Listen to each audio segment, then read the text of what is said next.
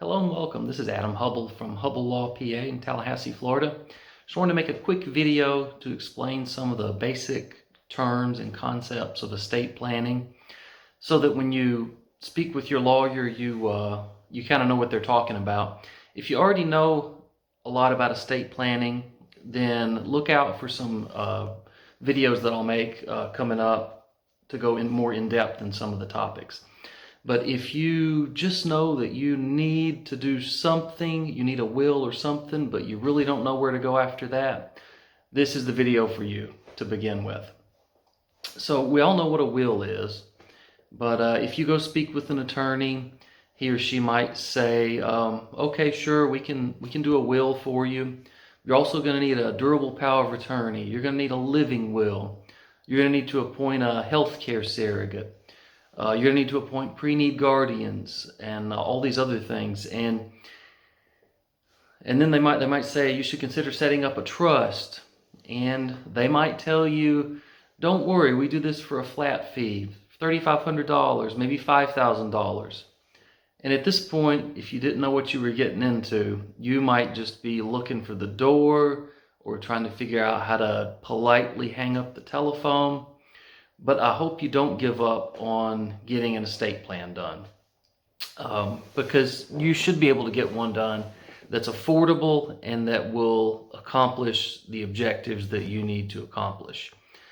And so I'll explain some of the basic concepts here, and then hopefully you'll be able to discuss it further with your lawyer and get a good plan done. So don't make any big financial or legal decisions based on a YouTube video. So this is just for education. So please speak with an attorney before you take any action with regards to your estate plan. First, I want to just say what estate planning is. In my view, there are three main components of estate planning. First, take care of your loved ones if you are no longer able to. If you become disabled, incapacitated for whatever reason, when you pass away, if there are people, children, a spouse, parents, anybody that depends on you, you want to make sure they're taken care of. You want to make sure in your own life that your wishes are carried out, both with regards to your health and your financial interests. If you are no longer able to take care of those things yourself while you're alive, you want to make sure that somebody you trust is doing that for you. And the third thing is kind of the one we think about a lot, is to take care of your assets so that when you pass away, your assets go where you want them to go. So those are the three main things. Take care of your loved ones, make sure your wishes are carried out during your lifetime, and to make sure your assets go where you want them to go. Those are the three things we really want to do with an estate plan.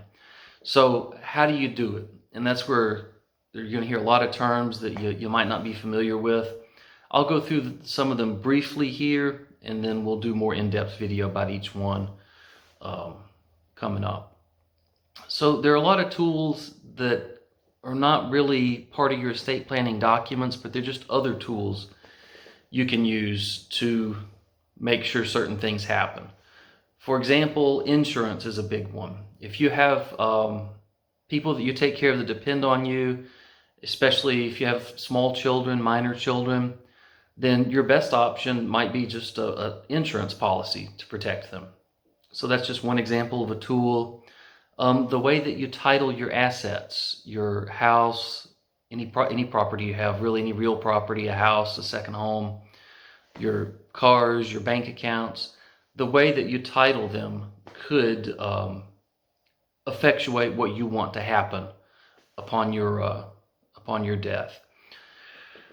You might want to put your spouse as a joint tenant on your property, or there's various other strategies with titling property. With regards to, this is a big one, is the beneficiaries. If you have 401k, IRA, any kind of retirement accounts, any insurance policies you already have, you want to see make sure you know who the beneficiaries are. If you have a life insurance policy that you've had for a long time, you might not even remember who you put as the beneficiary. But that's one way to get your assets to the place you want them to go. A lot of times you'll start a job and you might not have kids, might not be married, but you sign up for a 401k and you put a beneficiary. You might not even remember who you put. You might have put a sibling or your parents because you didn't really have anybody else when you started the job. But if then subsequently you got married, had kids, you might want to revisit that and see who the beneficiaries are on those kind of accounts. So those are just some examples of some just other tools, not really your estate planning documents, but other things. And there are a lot of other things you can do too. The estate planning documents, those you hear a lot about, you might not know what they are. The first one, the last will and testament, we basically know, everybody knows what a basic will is. And so we'll hold off on some particulars of that one for another video. But so you're going to have a will that says where your things go, does things like appoint a personal representative that will take care of administering your will in probate. Probate's just the court process that takes care of your will after you've passed away. So you have a will. The next thing you're probably going to have is a durable power of attorney, and that is just a document that appoints someone to take care of a lot of things for you if you're unable to do so.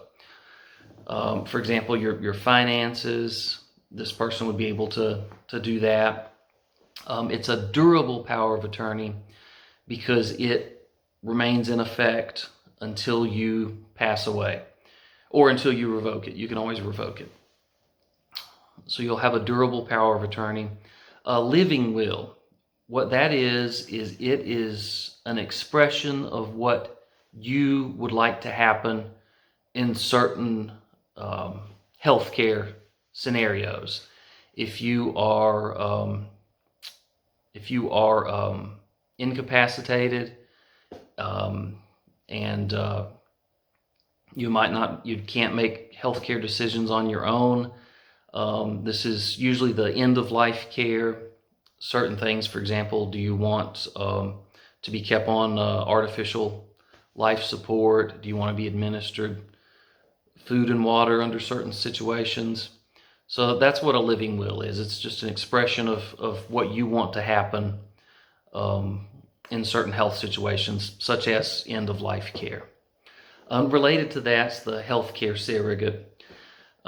Your living will can't contemplate every possible situation, so you want to appoint a healthcare surrogate, which is just the person that will make healthcare decisions for you if you are unable to. So those are the main things. And another big one are trusts. And there are lots of reasons you might want a trust. Not everybody needs one, but they're very useful if you do need one. If you have just some of the few examples of when you might need a trust, if you have a very large estate, then you might need a trust to avoid paying estate taxes. You don't have to worry about that. The limits for federal estate tax for 2022 are just over $12 million. So if you don't have an estate that's worth several $million, you don't have to worry about the estate tax if you live in Florida, because Florida doesn't have its own state estate tax. But that's one reason. If you have a very large estate, you probably want to look at getting a trust. If you have children or others with special needs, you might want to set up a trust to make sure they're provided for. If you need to do planning for Medicaid, in some instances, if people need to qualify for Medicaid, they might want to keep assets out of their estate so that they can qualify for Medicaid. And there are many other reasons you might need a trust, but don't think you automatically have to have one. but it's just something you can look into. If you have a complicated situation, if you have children from a prior marriage, that's another reason you might want to look at a trust so that they're provided for. But